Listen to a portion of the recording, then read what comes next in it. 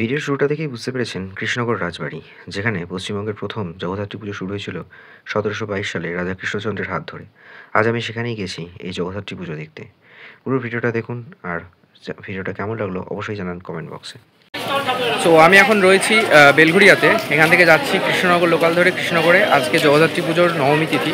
কৃষ্ণনগরে আজকে জগদ্ধাত্রী পুজো নবমী তিথিতেই হয়, তো সেটাই দেখতে যাচ্ছি। অবশ্যই বুড়িমা আর কৃষ্ণনগর রাজবাড়ি রয়েছে, সেগুলো কতটা কভার করা যায় দেখা যাক। Stay tune on explore with Suman. Sealdah Krishnanagar city local ধরে চলে আসতে পারেন কৃষ্ণনগর জংশন। এছাড়াও লালগোলা গ্যালোপিনও পেয়ে যাবেন এখানে আসার জন্য। কম বেশি সময় লাগে 2 ঘন্টা 10 মিনিট মতো। গ্যালোপিন থাকলে 2 ঘন্টা মতো সময় লাগে। তো গ্রামাঞ্চলের ভেতর দিয়ে আস্তে আস্তে বেশ ভালোই লাগবে। অনেকগুলি স্টেশন ক্রস করে কৃষ্ণনগর কখন যে আপনারা চলে আসবেন বুঝতেই পারবেন না। তো চারপাশে প্রচুর গ্রামাঞ্চলের এই ভিউজ, চাষাবাদ এগুলো দেখতে দেখতে আপন খেয়ালে 2 ঘন্টা কোথা থেকে কেটে যায় আমি তো অন্তত বুঝতে পারলাম না। কৃষ্ণনগরে নেমে এখান থেকে পায়ে হেঁটে আপনারা চলে আসতে পারেন রাজবাড়ি, অথবা টোটো করেও আসতে পারেন কৃষ্ণনগর রাজবাড়ি। তো ফাইনালি আমি চলে এসেছি এখন কৃষ্ণনগর রাজবাড়ি, অর্থাৎ কৃষ্ণনগর। রাজা কৃষ্ণচন্দ্রের হাত ধরে যে পশ্চিমবঙ্গে প্রথম জগদ্ধাত্রী পুজো শুরু হয়েছিল, সেই কৃষ্ণনগরে আমি চলে এসেছি। আজকে দিনটা অত্যন্ত খারাপ, প্রচণ্ড বৃষ্টি, চারিদিকে কাদায় প্যাচ প্যাচ করছে। এর আগে আমি কৃষ্ণনগর রাজবাড়িতে এসেছিলাম এপ্রিল মাসে বারোদলের মেলা উপলক্ষে, আর এবারে এসেছি রাজবাড়ির পুজো দেখতে। বারোদলের মেলার টাইমে অবশ্য শুধুমাত্র ওদের দালানটা ওপেন রেখেছিল, এবারে দেখা যাক ভিতরে ঢুকতে দেয় নাকি। দুর্গাপুজো হয় এখানে বড় করে ঠিকই, তবে আমি এসেছি একবারে সবটা কভার করতে। তো দেখা যাক কতটা কি দেখা যায়, কতটা কি কভার করা যায়। এটা কিন্তু গেট, হ্যাঁ, এটা হচ্ছে রাজবাড়ির সামনের দিকের গেট। আর এরপর ভেতর দিকে আরও যেতে হবে। এখানে রাস্তার খুবই খারাপ অবস্থা যা দেখতে পাচ্ছি, পড়ে যাওয়ার একটা চান্স আছে, দেখে না যেতে পারবে।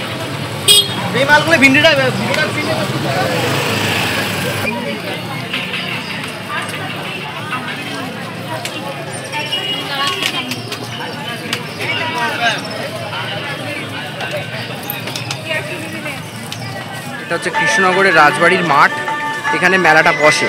তো এখন তো এটা বন্ধ আছে, আর এর একটা বাইরে গেটও হচ্ছে। আর এইটা হচ্ছে রাজবাড়ি যাওয়ার রাস্তা। এখান দিয়েই আগের বারে গেছিলাম বারোদলের মেলার টাইমে, তখন বিভিন্ন জায়গা থেকে গোবিন্দরা এসেছিলেন। তো এই একটাই যাওয়ার রাস্তা, এন্ট্রান্স।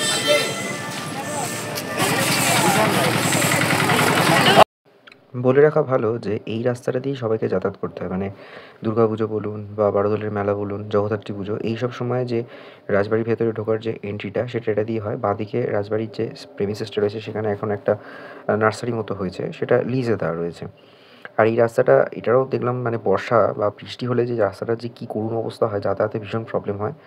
আর জগদ্ধাত্রী পুজো এবং দুর্গাপুজোর টাইমে কিন্তু আপনাদেরকে বা সবাইকে, বাইরে থেকে যারা আসছেন তারা এই রাজবাড়ির ভেতরের যে ঠাকুর দালান আছে সেখানে ঢুকতে পারে। কিন্তু আমি যেটা বারোদলের মেলার সময় এসেছিলাম এপ্রিল মাসে, তখন কিন্তু এই যে দালানটা দেখছেন এখানেই এই ছোটো ছোটো কয়েকটা সিংহাসন আছে, সেখানে বিভিন্ন জায়গা থেকে 12টি গোবিন্দ বা নিতাই গোবিন্দ তাদেরকে নিয়ে আসা হয় এবং এই বারোদলের মেলাটা চলে। অ্যাকচুয়ালি দোলের 12 দিনের পর এটা হয় বলে বারোদলের মেলা বলা হয়ে থাকে।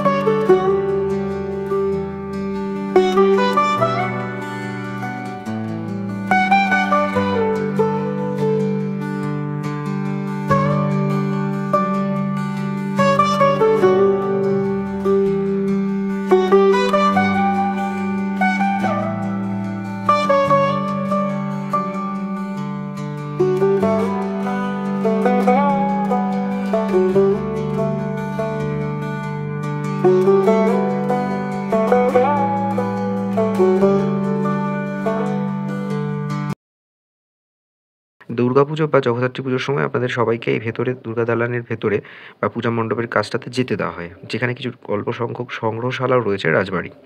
আগে শুনেছিলাম যে এই রাজবাড়ির ভেতরটাতেও ঘুরতে দেওয়া হতো, কিন্তু সময়ের সাথে সাথে সেগুলো বন্ধ হয়ে গেছে, স্পেশালি কোভিডের পর থেকে।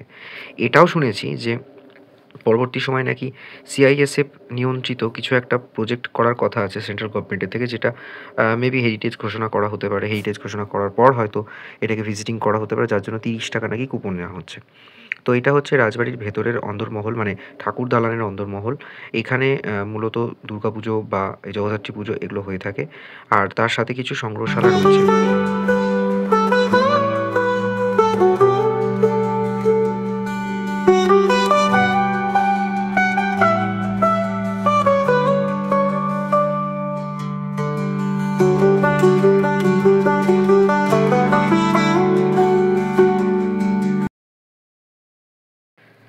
১৭২২ সালে রাজা কৃষ্ণচন্দ্রের হাত ধরে পশ্চিমবঙ্গে প্রথম জগদ্ধাত্রী পুজো শুরু হয়েছিল এই বাড়ি থেকেই। তারপর সেটা আস্তে, আস্তে ছড়িয়ে পড়ে।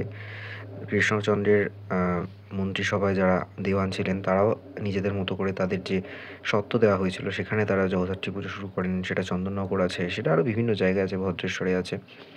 তো এখানে যেটা দেখলাম যে এই আ দুর্গা দালান বলুন বা এই ভেতরে যে জায়গাটাতে পুজো করা হয়ে থাকে সেখানে যে সংগ্রহশালাগুলো আছে সবই খুব মানে ইউনিক। বলা হয় না যে রাজাদের আমলের সে সমস্ত ইউনিক জিনিস রয়েছে। তবে কোথাও আমার মনে হলো যে সেগুলো বড়ই অগোছালো।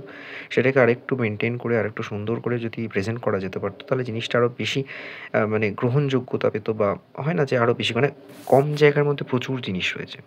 আর অবশ্যই মাতৃপ্রতিমা। মাতৃপ্রতিমা মানে একেবারে স্বপ্নাদিষ্ট রূপ। ঘোড়ায় তিনি বসে আছেন। আর মাতৃপ্রতিমাকে দেখে মানে আমি এক পলকে যেন মুগ্ধ হয়ে যাই, মানে স্থির হয়ে যাই, তাই মনে হয় যেন দেখতে থাকি। নবমী তিথিতে এখানে পুজো হয়ে থাকে। আর দশমীতেই এনার বিসর্জন হয়ে যায়। নবমী তিথিতে প্রহর অনুযায়ী সময় ভাগ করে, করে সপ্তমী, অষ্টমী, নবমী ৩ টি তিথির পুজো করা হয়ে থাকে। তো জগদ্ধাত্রী পুজোর মূল যে স্রষ্টা বলা চলে বা মূল উৎস, ইনি হলেন সেই প্রতিমা। রাজা কৃষ্ণচন্দ্রের আমল থেকে হয়ে আসছে এই পুজো আজও একই।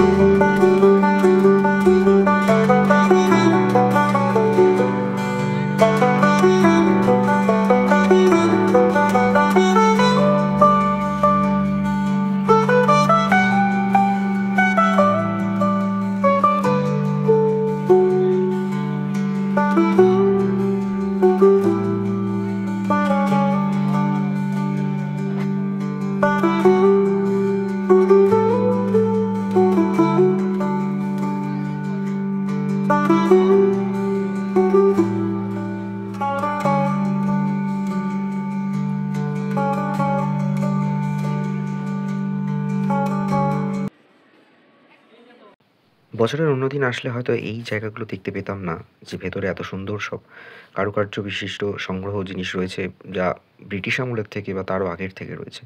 বিশেষ করে এর যে ভেতরে ঝাড়বাতি, তার সাথে তার আনুষঙ্গিক যা, যা জিনিসপত্র রয়েছে, কাচের বলুন, পোর্সেলিনের বলুন, তখনকার দিনে রাজাদের আমলের ব্যবহৃত বিভিন্ন জিনিসপত্র তা এত সুন্দর করে এই জায়গাটাতে সাজিয়ে রেখেছে, এটা বেশ ভালো লাগলো।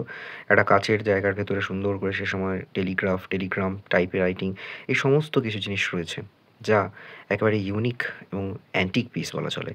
তার সাথে আরেকটা জিনিস উল্লেখ করলেই নয় কি, যেটা দেখলাম যে সম্ভবত এখানে একটি দুর্গা প্রতিমা রয়েছে, যা প্লাস্টিকের মোড়কে রাখা রয়েছে এবং মনে হলো প্রত্যেক বছর হয়তো এই প্রতিমাতেই পুজো করা হয়ে থাকে। তো সব মিলে দেখতে গেলে বহু মানুষ দূর-দূরান্ত থেকে আসছেন কৃষ্ণনগরের এই জগদ্ধাত্রী পুজো, যার মূল আকর্ষণ হচ্ছে রাজবাড়ির পুজো এবং তার সাথে বারবাড়ি পুজোর মধ্যে হচ্ছে বুড়িমার পুজো। এই দুটো পুজোই হলো যেন কৃষ্ণনগরের জগদ্ধাত্রী পুজোর প্রধান আকর্ষণ। এখানে দেখতে পাচ্ছেন এই দুর্গা প্রতিমা, যেটিকে আমি দেখলাম প্লাস্টিকের মোড়কে রাখা রয়েছে। আমি জানি না সঠিক করে, হয়তো এই প্রতিমাতেই সারা বছর মানে বছরের অন্য সময় যেটা আরকি একটা খুব সম্ভবত বাসন্তী পুজো এবং আরেকটি হচ্ছে শারদকালের যে দুর্গাপুজো হয়ে থাকে, সেই পুজো হয়ে থাকে সম্ভবত। আমি সঠিক বলতে পারব না। এবং তার সাথে মানুষজন এখানে বিভিন্নভাবে তারা পোস্ট দিয়ে ছবি তুলছেন, ক্যামেরা বন্দী করছেন। তো এটাই ছিল কৃষ্ণনগর রাজবাড়ির জগদ্ধাত্রী পুজো এবং তার সাথে আনুষঙ্গিক যতটুকু সম্ভব, যেটুকু জায়গা সাধারণ মানুষের জন্য অ্যাক্সেস দিচ্ছে ঘোরার জন্য, সেটাই আমি তুলে ধরার চেষ্টা করেছি। আশা করি ভিডিওটা ভালো লেগেছে আপনাদের সবার, এবং কমেন্ট বক্সে জানাবেন যে ভিডিওটা কেমন লেগেছে আপনাদের। অবশ্যই পারলে একবার ঘুরে আসতে পারবেন এই কৃষ্ণনগর রাজবাড়ি।